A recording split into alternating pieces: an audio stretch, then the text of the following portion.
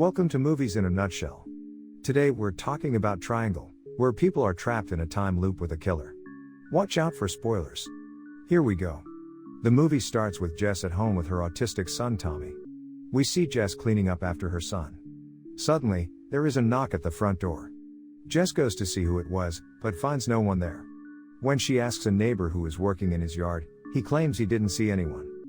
Sometime later, Jess goes down to the nearby harbor, where she accepts an invitation from a friend named Greg to sail on his boat. In his company are Victor, Heather, and the Downey and Sally couple. Greg had also invited Jess to bring her son Tommy, but when he asks Jess where he is, Jess hesitates for a moment before saying he is at school.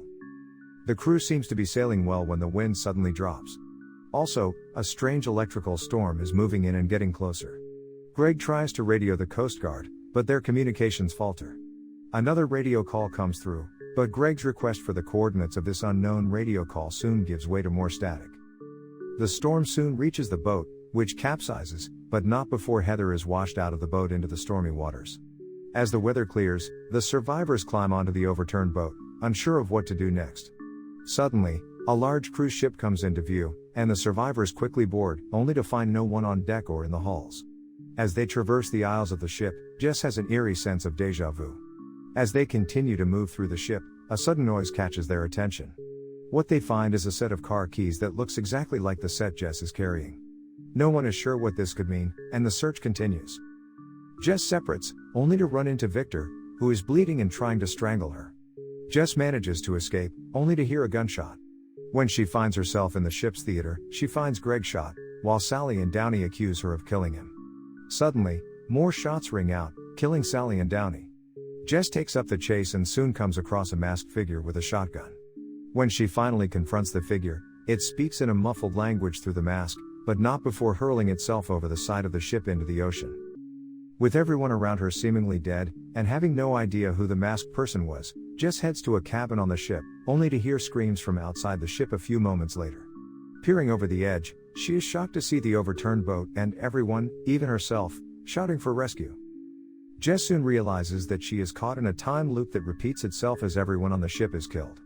The ship also seems to have certain areas that have experienced the same incident multiple times. In one area, Jess finds a locket she was wearing with her son's pictures in it hanging from a small grate. As she looks further in, she sees that there are several of them, as if the same incident has happened before.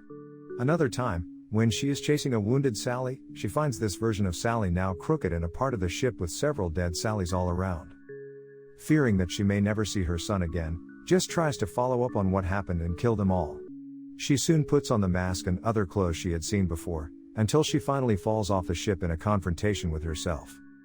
Jess wakes up on a beach shortly after and makes her way home, only to find herself there the next morning, where the film began.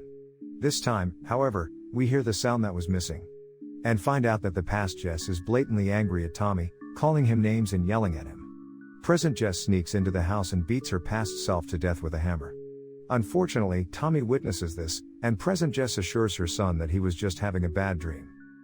Jess then takes the locket from her former self's neck and places the body in a black duffel bag before putting it in the trunk of her car.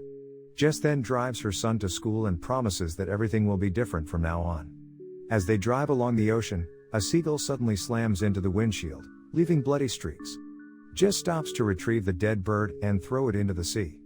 However, as she is about to toss it over the edge of the embankment, she sees something that causes her to pause, much like the many necklaces and Sallys from earlier. There are several dead seagulls gathered in the area where she was about to dispose of the one she just hit.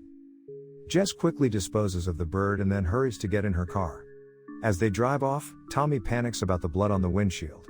As Jess turns to calm her son, she turns into the oncoming lane and hits a semi-truck. In the episode, we see Jess watching the aftermath as we see her body and that of her son lying on the highway. A man in a nearby cab also observes this and says that there is nothing that can be done now. Jess then asks the driver to take her to the port. Jess then starts the cycle all over again, intending to somehow prevent her son from dying again. You found this exciting?